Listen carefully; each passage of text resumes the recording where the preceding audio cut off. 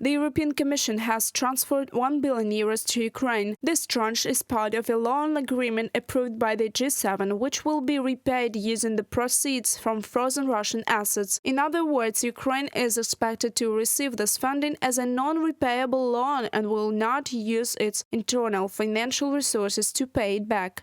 With today's payment of €1 billion, we are reiterating our steadfast commitment to Ukraine. We are helping the country's economy stay on course and rebuild critical infrastructure damaged by Russian aggression. We will keep supporting Ukraine as long as it takes. Ursula von der Leyen, President of the European Commission, in a statement on the European Commission's website. In total, the G7 has pledged $50 billion, or approximately €45 billion, to Ukraine. The European Union's contribution will exceed €18 billion, with the United States contributing a similar amount. The remainder of the loan will be covered by the United Kingdom, Japan, and Canada. Since the initiative began, Ukraine has received about €8 billion out of the $45 billion promised.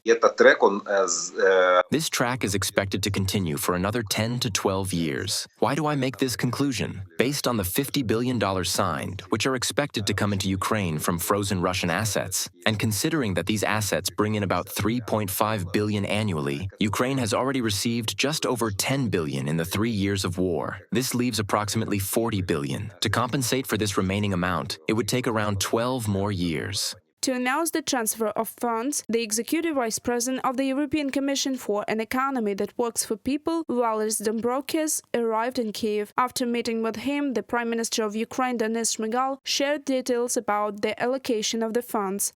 For Ukraine, the EU's leadership in the ERA initiative is important, a mechanism for using the proceeds from frozen assets of the Russian Federation for the benefit of our state. The funds that Ukraine receives under this initiative are already being directed to defense needs and budget expenditures that are important to people. Our main goal is to confiscate all frozen assets, which will become the main source of reconstruction of the country. This year, the government is focusing on creating a confiscation mechanism. Denis Shmyhal, Prime Minister of Ukraine, in a Facebook post. However, the European Union is not yet ready to confiscate Russian assets. At the EU summit in Brussels on March 20th, EU member states agreed not to unfreeze these assets until Russia ends its aggression against Ukraine.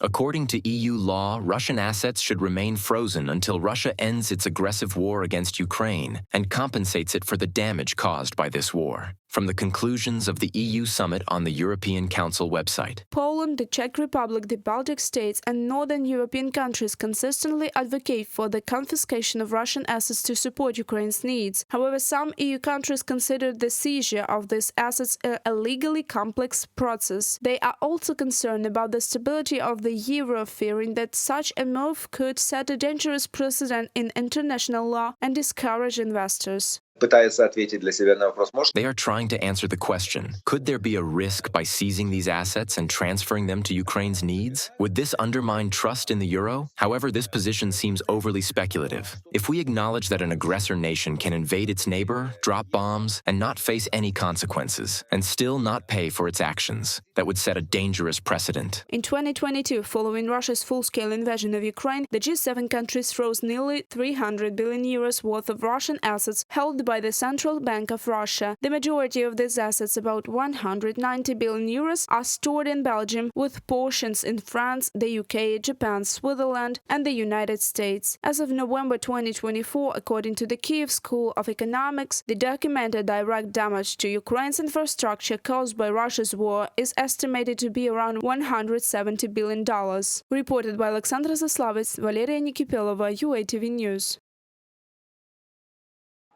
Frozen Russian assets have become a cornerstone of international sanctions policy. Ukraine is determined to secure access to the majority of these assets. So far, international agreements have allowed Ukraine to mobilize €50 billion in interest earned on frozen assets. But the next step is gaining access to the principal sums. Ukrainian Minister of Foreign Affairs Andrii Sybiha has called for moving beyond freezing assets to their confiscation. When it comes to immobilized Russian assets, it is time to move from freezing to seizing, use not only profits but also assets themselves, to support Ukraine's defense, resilience and recovery. It is fair and legitimate to make the aggressor compensate for the damage and harm. Andrii, Sybiha, Minister of Foreign Affairs of Ukraine, on social network X. Around 300 billion euros in Russian assets are frozen worldwide, with approximately 210 billion euros located in the European Union. In December, Ukraine and the EU signed a memorandum for a macro-financial assistance agreement worth up to 35 billion euros. And Washington announced $20 billion loan as part of the G7 initiative to provide additional credit mechanisms for Ukraine's budget. These loans will be repaid using proceeds from frozen Russian assets. The funds, which will start flowing by the end of the year, are earmarked for Ukraine's defense, economy and reconstruction efforts. However, some specifics of their allocation may still be subject to change. From the first days of the war, Ukraine's Ministry of Finance has provided real-time transparency regarding the use of every dollar or euro received under aid programs. Everyone understands that oversight is essential. It ensures efficient resource utilization and guarantees that every cent is accounted for. President of the European Council, Antonio Costa, recently announced that the EU would transfer 4.2 billion euros to Ukraine in December to support its state budget. Throughout the year, Kyiv will receive 1.5 million euros monthly through mechanisms leveraging frozen Russian assets. This funding will help strengthen Ukraine's defense capabilities. Funds allocated for defense will be used to procure weapons. Purchases will be handled by a special G7 committee, as these are G7 funds. Ukraine will provide a list of its needs, and procurement will be carried out accordingly.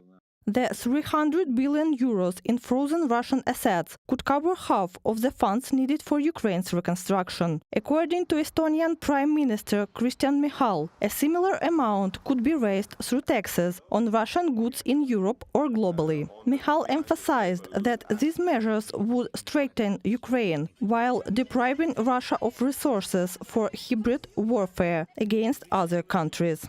Reported by Katerina Bastun, Victoria Smirnova, UATV News.